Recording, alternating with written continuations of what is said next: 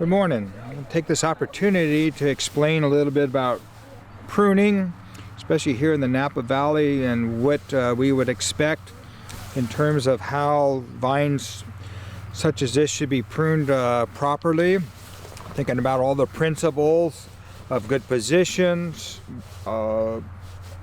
upright spurs and things like that. These cluster remnants here is actually because this vineyard is machine picked, and the machine does not take off too many of the cluster, the rachises at all. They leave them on there, which again is not a deficit to the overall vine. If we notice, most of the spurs are all in upright position. They're all within the wires, so that way anything that's going outward doesn't get broken off, shoots or spurs. So a grape harvester can pretty much prune a vine for you in a sense by keeping you in line with the wires. So what the pruner is going to be looking for again is position, as well as good sized wood. And what I'm talking about is decent diameter for the variety, for the location, for the rootstock, for the spacing. There's a lot of factors here that we want to consider in pruning a vineyard properly. One of the things I look at is how we're going to be able to still leave a good number of positions as well as fruit buds within a vine. So I'm going to go ahead and start pruning, keeping in mind we want two bud spurs. Two bud spurs meaning this being bud number 1 and bud number 2. Bud number 1 down here at the point of my shears, bud number 2 over there. Sometimes I call it the 2-finger rule. So that's what we look for in pruning. So we'll start down over here. Even though this is broken, we're going to still leave that as a position. Remove that. Take off the bottom spur here, the bottom shoot here, and leave again our upright position as best we can. And maybe this might be a good opportunity. This could be a good opportunity to leave what we call rabbit ears, because there's a lot of space and they're going opposite of each other, unlike over here.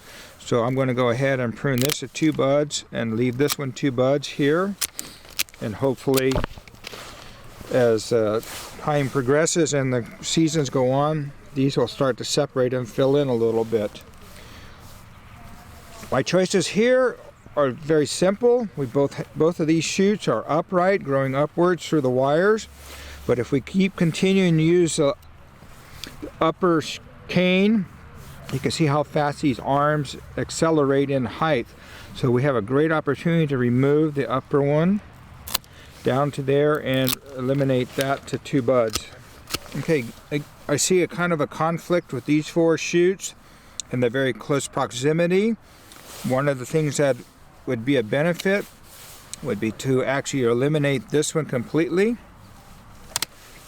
and separate it out from this particular shoot I want to leave here, or cane, and try to open it up as much as possible. It might take a couple years for this to actually achieve the goal. As you can see, the arms are starting to grow together, and we're not going to just whack off an arm and try to regrow it. Here again, on this 2 bud spur, we're just going to clean up our work there, upright. So that's kind of the key, is leaving the upright positions.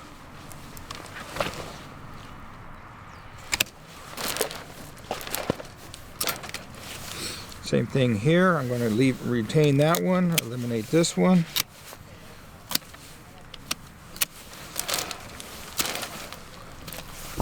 Same thing here. We're going to leave the one that's more vertical and eliminate the one that's growing into the other arm.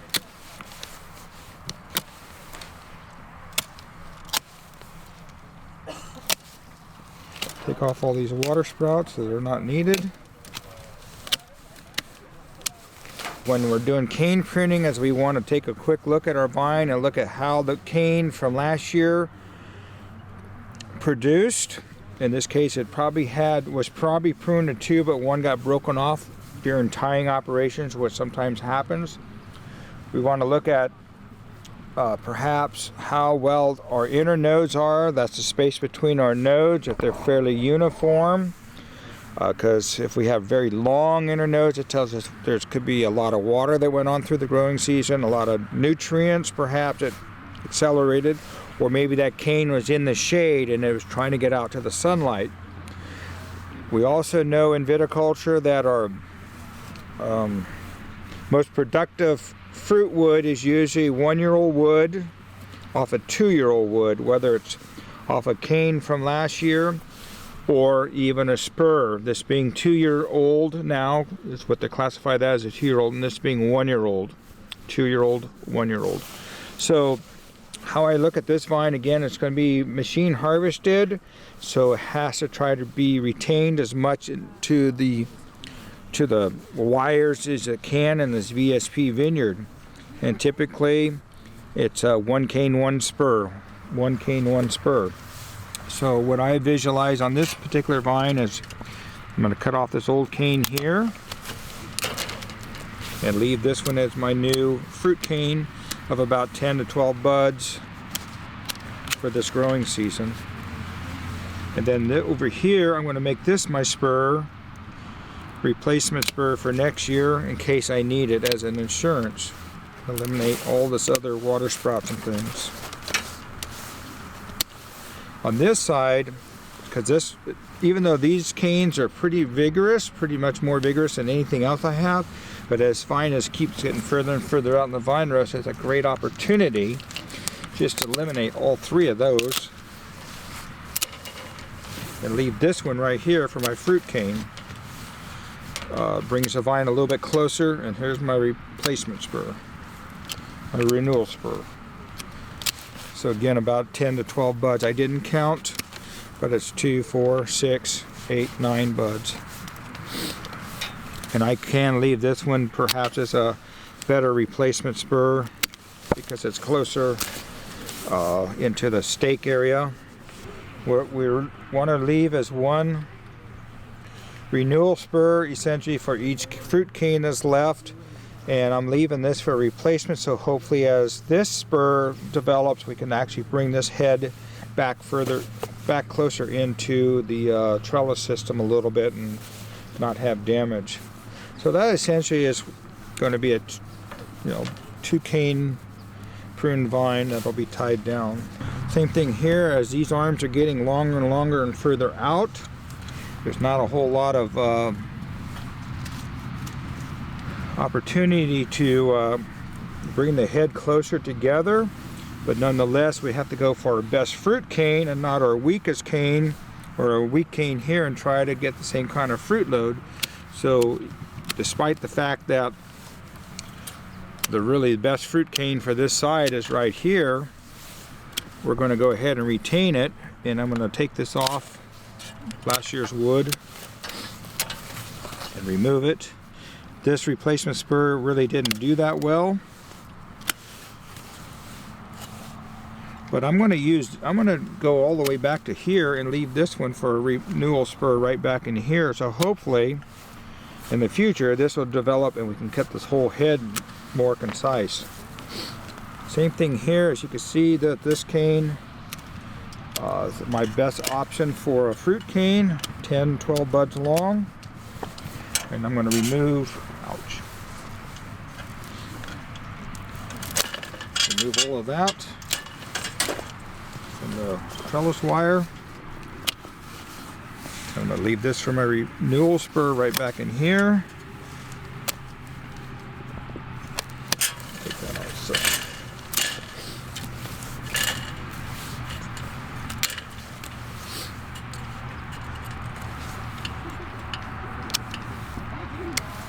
Again, there's 2 fruit canes and 2 placement renewal spurs.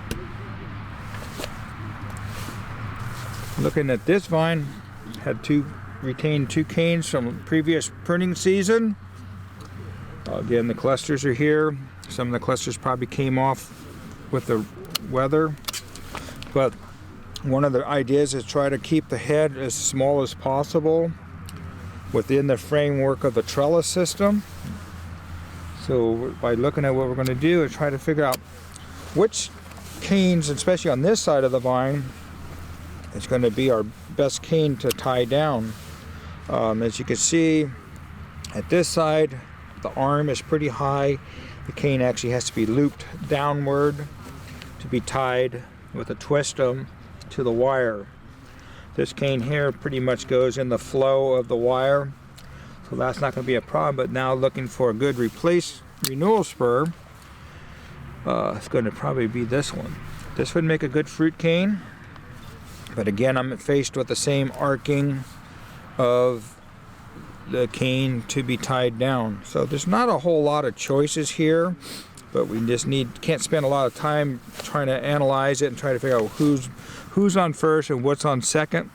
Just have to make that ultimate decision. So I'm just going to go ahead and take all of this off. Remove the old clusters, clean up the old laterals, and snip it to about 10 or 12 buds. So essentially in about 4 cuts, you can pretty much have this vine pruned. I'm going to leave that there in case we get a good position for the future. I'm still doubtful this will make a full 180-degree bend.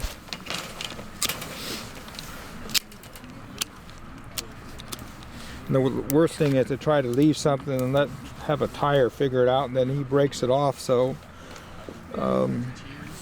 again, I think that's what the choice we're going to have, because I want to bring the head back in as close as possible. I'm going to leave this as an extra spur position, and this for my renewal spur. Again, cut all this off. The nice thing about cane pruning, it's temporary.